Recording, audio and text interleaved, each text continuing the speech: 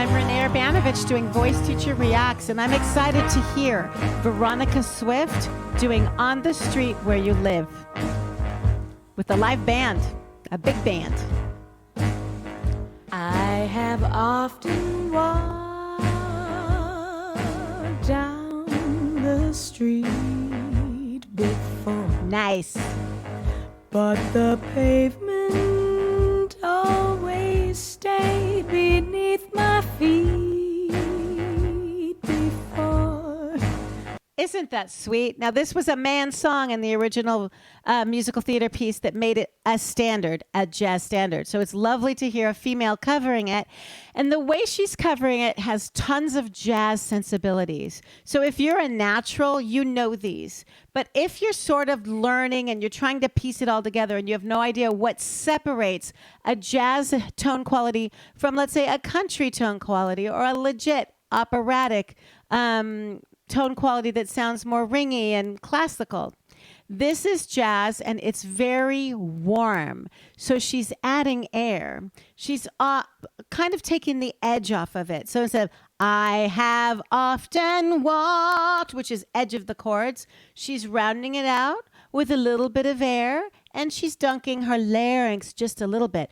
I have often walked, rounded out. Rounded out. She's also letting her vibrato kind of settle down and lay down, take a little nap. Just like right back there, which is when you're singing legit, when you're singing pop or classical or even country, the tone comes out this way, right? The tone just shoots out that way. You don't want it to settle down in the back of your throat. But with jazz, it feels really good. So it's okay. All right, here we go again. All at once am I several stories high, knowing I'm on the street where you live. Nice.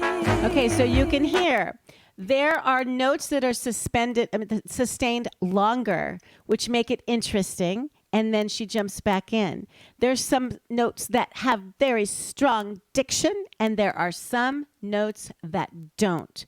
So this variation is what makes it extremely interesting to us as an audience.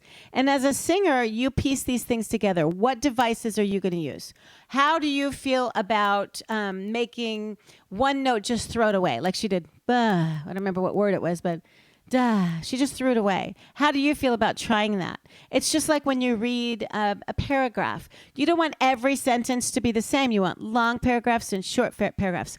That is something called phrasing. And phrasing separates the good singers from the great singers, from the absolutely amazing singers. So you can pick apart a singer's phrasing and see what they're doing to keep you listening, to keep you on the edge of your seat. Okay, so this is not live with an audience. So whenever there's an audience, there's another component, right? Because you're exchanging, you're giving to them, they're giving to you. This is just with the band. So that's plenty, right? They can make beautiful music together for those of us in the cyber audience. Okay, here we go. I love all these horns. Woo!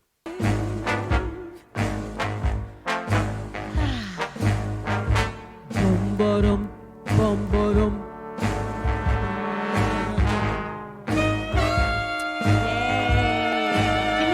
Being right there in that room with all those horns. Yeah. Are there lilac trees? Lilac. Lifting her larynx to hair. In the heart In of the town. changing the melody. Can you hear Dunk the a larynx. lark in Short any other part of town? Does enchantment pour out of every door? Yes, I love it. No, it's just on the street where you live. Sweet. And all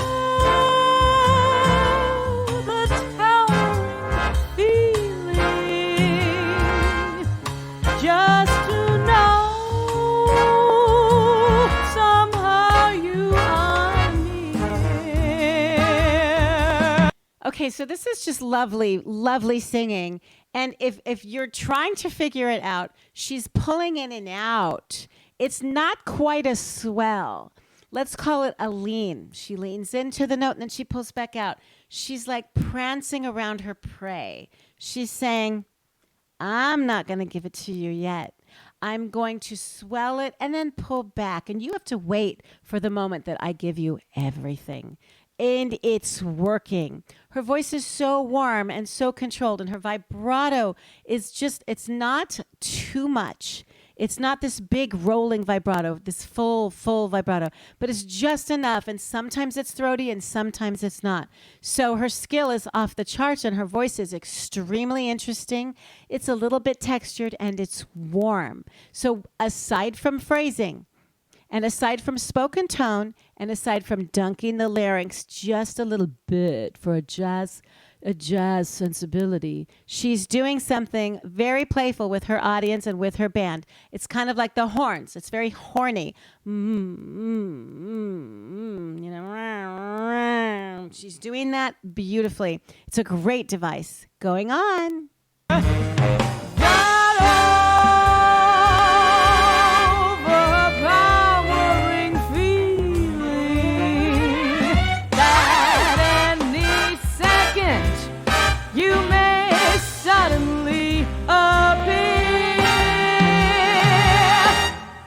People stop. Okay, there we go again. Okay, so it's just a G. It's really hard to make those low notes interesting, especially on a song that we've heard a lot. Anyway, I mean, I'm almost 60. I've heard it a lot. I love singing it. I love listening to it. How do you make something interesting that everybody's heard before, right? So she's obviously doing all those things, cutting off the phrasing, lengthening the phrasing, dunking down her larynx, raising it just a little bit, dancing around a strong note, not giving you everything she's got yet. But then when she sits on a G, how does she make it interesting, right? We've got the horns in the background. We've got the momentum going. But just that long breath control is enough to make us kind of sit at the edge of our feet, a seat, because we're expecting her to run out of air and she doesn't. I'm going to pull it back.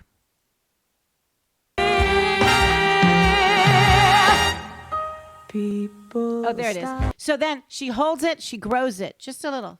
She crescendos just enough, and then the whole thing falls out. And then she comes in with people, and that is contrast. That makes dynamic. And stare. They don't bother me. They don't bother me. For there's nowhere else on earth that I would rather be. Let the time go by. I won't care if I. So she puts a little middle voice in there. You hear that? I want little ringy tone. And isn't it pretty? Isn't she great? She's cute as heck, too. And she's got her little glasses on, and she's in her own little world. Even though the band is what's backing her up, they're syncing like they're one. Like they're one. And that's what music is, right? You have something called entrainment in your brain. So when you're listening to a symphony, it all comes in, and your brain has to organize it. So does it come in all at once as one sound?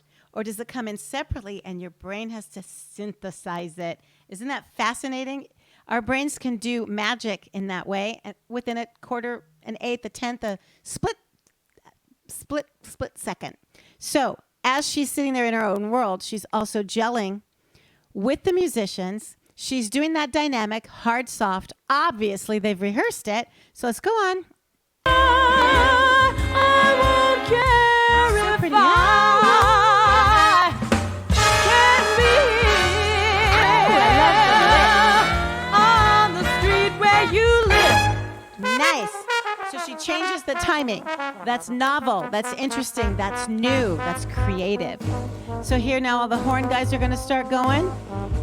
And while they're doing their thing, since I'm not going to react vocally to that, I wouldn't know what to say about a horn player, except isn't he cute? And wouldn't you love to be able to do that? Isn't that fun? They get to use their hands. And a singer can use their hands too, but mostly it's all in the face, and it's all in, well, obviously the activity is going to be here, and we control our vocal cords and our breath. But what the audience sees is the presentation. That's part of your instrument. You can't just sing like you're watching paint dry, right? You have to really use your whole instrument, which is your face, your body, your lips, your tongue, your teeth, your cheekbones, your eyes, your ears, your vocal cords, your lungs, etc. Okay, when is she going to sing again? I'm pushing it forward. Come on, let's hear more Veronica, even though I love you, horn player. Everybody got a turn. What a fun. Okay, is she going to sing again? Oh, there she is. Oh, she comes in like a horn. And that towering feeling, just to know. Nice. Somehow you are near. Okay, so we're not talking much about the nuance, but you can hear when she does a teensy tiny trill at the front of the note. That's very, very hard to do. I'm not going to try and demonstrate it right now in the middle of trying to teach. But I did have a student once go off to a really big college and tell me, oh my gosh, everybody's doing licks and trills in musical theater.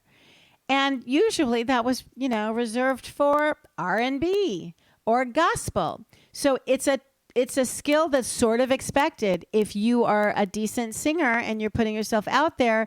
These little nuances like tiny trills at the front of the note, not the crazy ones like a Christina Aguilera or Mariah Carey or, Aretha Franklin. Not a crazy lick, but a nuance at the front of the note. And she's really good at it. You can't do too many or it becomes gratuitous. She's very understated. She's magic. She's really good at this genre. I'm going to have to listen to her again. Okay, so here she comes again, coming in on the head tone. Here she goes. Press play. Somehow you are near. Straight tone. That overpowering feeling. Lots of triplets. Da, da, da. That any second you may suddenly appear. Face mask. People stop and stare. Ow, that was beautiful. They don't bother me. Ow, she's going for it now. She's getting us going. There's nowhere else on earth that I would rather Now be. everybody's singing up at the same time. Let the time go by.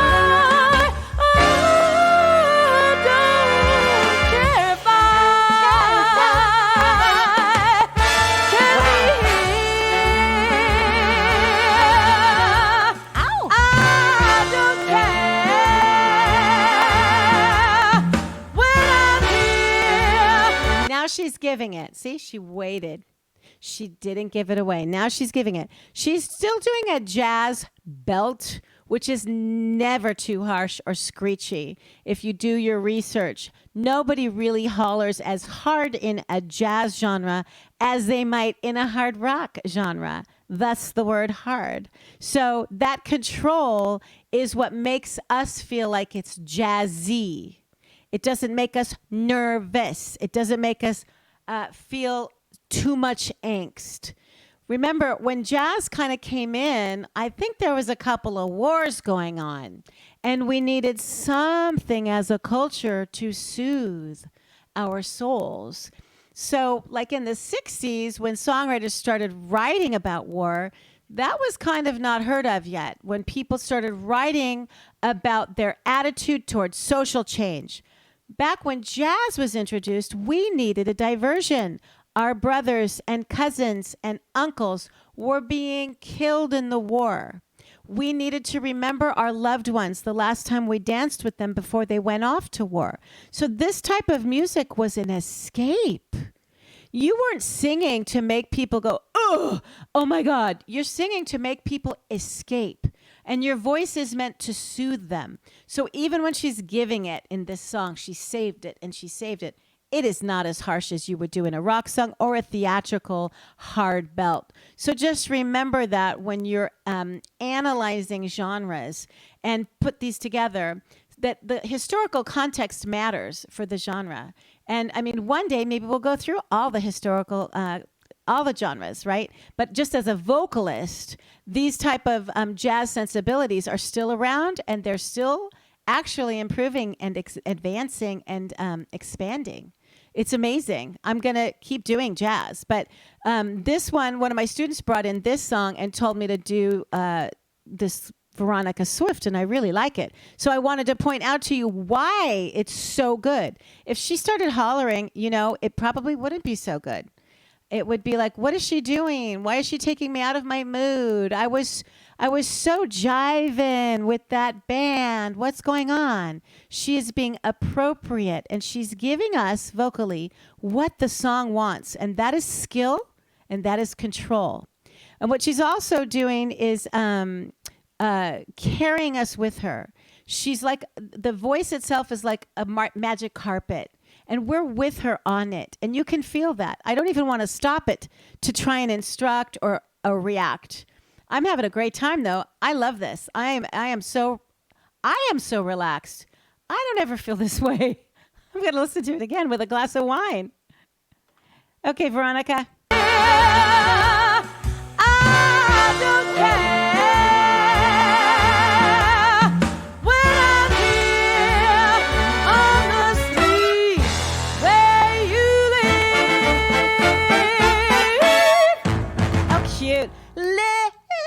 Very cute. Okay, so she's got it all going, doesn't she? If you haven't heard of her, just let her be your teacher for what is a beautiful jazz stylization with a very old song that has been done a million times. So, if you're going to do a song that has been done a million times, you want to bring some new juice to it. You want to bring some new heart to it. She did not defy the jazz sensibilities and the jazz standard, but she added to it something new, like what our culture does at this age, some licks and riffs and trills, which are borrowed from many different scales, not just like the jazz scales, but some of them might have been, I haven't analyzed them, they might have been R&B, I don't know.